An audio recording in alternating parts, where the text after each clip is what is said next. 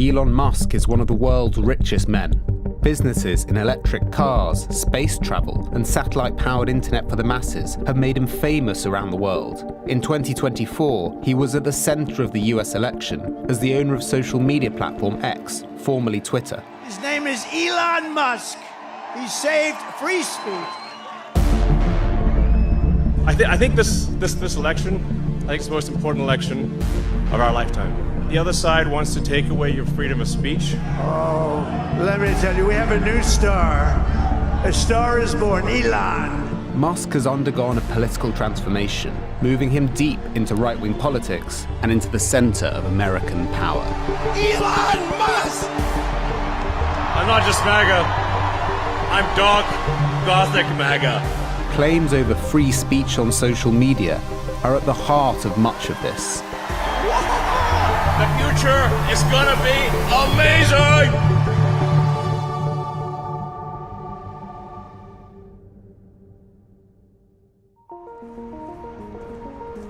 Until recently, Musk's politics have been hard to pin down. Here he is in 2011. And I'm sort of moderate, sort of half Republican, half Democrat, if you will. But I'm somewhere in the middle. I guess I'm sort of socially liberal and fiscally conservative, which I think a lot of the country is, actually. So, how did this political transformation take place? Journalists who reported on his career and interviewed people close to him say it started in the COVID years, when many people in Silicon Valley turned to social media as their primary source of information. And Musk was one of those people, and very early on he started to use social media to question the seriousness of COVID. He felt like the reaction to COVID, the lockdowns that we had specifically in California, were overzealous and they affected his businesses. Forcibly imprisoning people in their homes against all their constitutional rights.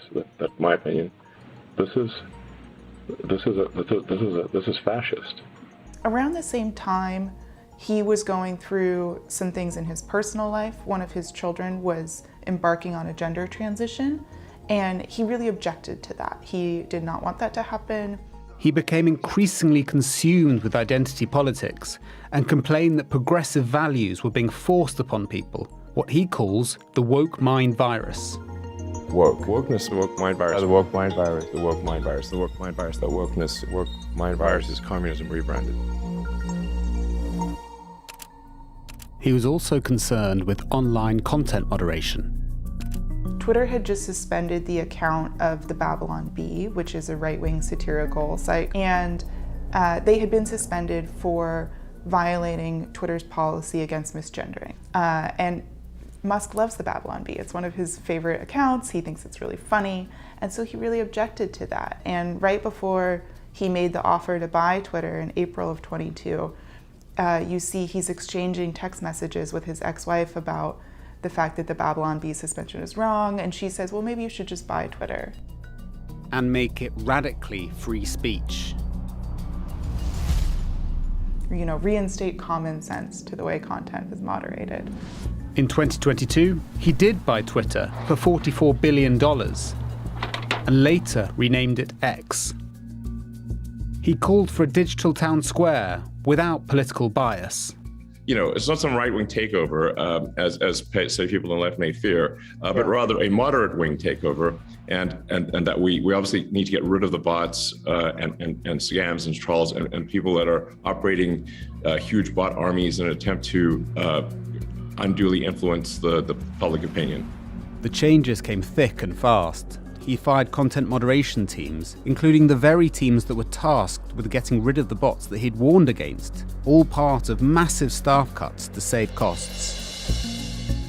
In the name of his version of free speech, he reinstated accounts like conspiracy theorist Alex Jones, controversial influencer Andrew Tate, and Donald Trump.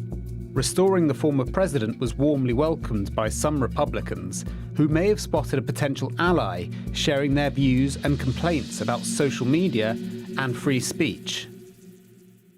I think that Republicans have gotten very good at using the fundamental rights embedded in the Constitution as a kind of political football, such that they say, we defend these rights and the Democrats are opposed to these rights. To reclaim the right to free speech for all Americans And reclaim is a very important word in this case because they've taken it away. In recent weeks, I also think that there was a genuine concern about the way in which social media companies are moderating content. And I think there is a sense on the political right that the way they've drawn the lines about what counts as hate speech, what counts as harassment and bullying, has been misguided, and that we need to redraw those lines in other places. I think that's a legitimate argument to have, and I think it's a reasonable debate that people ought to have. But it's not a debate between people who believe in free speech and between people who don't. It's a serious issue about how to draw difficult lines. President Trump has referred to journalists as enemies of the people. That is hardly a pro-free speech, pro-freedom of the press perspective. because the media, those people right there, they're corrupt, largely corrupt. They are truly the enemy of the people. They are. Musk has shown how far he is willing to go to protect his version of free speech on X. When Musk refused to ban several accounts linked to election misinformation and violence in Brazil, he was hailed as a hero by fans of former far-right President Jair Bolsonaro, but some have accused him of hypocrisy after X accepted requests to remove content from governments like India and Turkey. He said the platform can't go beyond the laws of a country it operates in. If we have a choice of either our people go to prison or we comply with the laws, we will comply with the laws. So while Musk has called himself a free speech absolutist, it appears he has not always taken this approach. He has rules in place restricting various forms of harmful speech. Those rules go above and beyond what the law prohibits, even in the United States, which is very speech protective. So Elon has not actually lived up to this idea that we should be allowing all lawful speech on the platform, and I think rightly so. Musk's claims to protect free speech were undermined after prominent journalists had their X accounts temporarily suspended, linked to coverage of a dispute over an account that tracked his private jet. While advertisers and users left X after changes under Musk's ownership, its value fell. Musk became the most followed account and became more and more active. In early 2023, we had the Super Bowl in the United States, and President Biden sent a tweet rooting for the Eagles. And then a little while later, Musk also sent a tweet rooting for the Eagles. And he sitting there looking at the two posts side by side, and Biden's post is getting more engagement than him. But Musk has more followers, and so he was upset by that. So he actually left the Super Bowl and flew back to San Francisco and called this emergency meeting and asked engineers to figure out why his engagement was lower and to fix it. And so for a time, they were amplifying his posts to be the most engaged with and the most popular on the platform. With his huge following on X, Musk has amplified misinformation. He apologized for engaging with an anti-Semitic conspiracy theory. I'm sorry for that tweet or post. It was foolish of me. Of the 30,000, it might be literally the worst and dumbest post that I've ever done.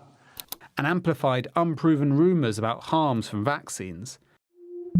X became his greatest tool to reach audiences and influence opinion, and it's where he campaigned for the next president in 2024. After Elon Musk endorsed Donald Trump in July, he went all in on campaigning for Trump. And he was posting a lot more than he ever has before, hundreds of times a day. We were looking at his posts over time, and there were some days where there was a gap in his posting, only about maybe 3 or 4 hours. And most of those posts were political, either endorsing Trump, talking about positive things that Trump might bring, or attacking Kamala Harris and saying, you know, if the Democratic Party wins, then we'll never have free elections again in the United States. They want to take away your right to vote effectively. So he really threw the weight of his own account behind Trump. He echoed unproven claims about election fraud and unproven claims the Democrats imported undocumented immigrants to vote for them.